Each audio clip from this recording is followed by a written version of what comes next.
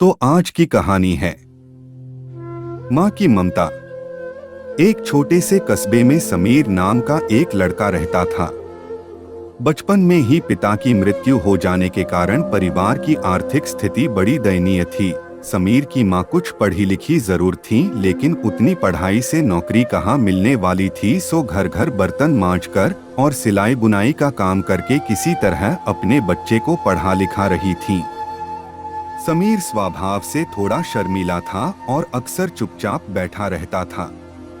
एक दिन जब वो स्कूल से लौटा तो उसके हाथ में एक लिफाफा था। उसने माँ को लिफाफा पकड़ाते हुए कहा, माँ, मास्टर साहब ने तुम्हारे लिए ये चिट्ठी भेजी है, जरा देखो तो इसमें क्या लिखा है।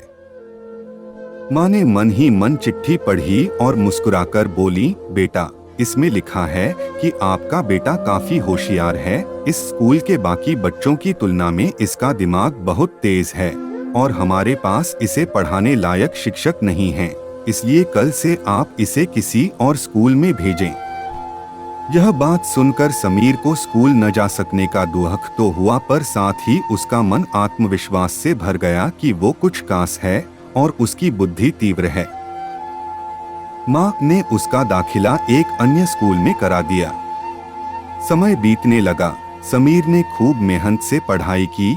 आगे चलकर उसने सिविल सर्विसेज परीक्षा भी पास की और आईएएस ऑफिसर बन गया। समीर की माँ अब बूढ़ी हो चुकी थी और कई दिनों से बीमार भी चल रही थी और एक दिन अचानक उनकी मृत्यु हो गई। समीर के लिए ये बहुत बड़ा आघात था। वह बिलख बिलख कर रो पड़ा। उसे समझ नहीं आ रहा था कि अब अपनी माँ के बिना वो कैसे जिएगा। रोते रोते ही उसने माँ की पुरानी अलमारी खोली और हाथ में उनकी माला, चश्मा और अन्य वस्तुएं लेकर चूमने लगा।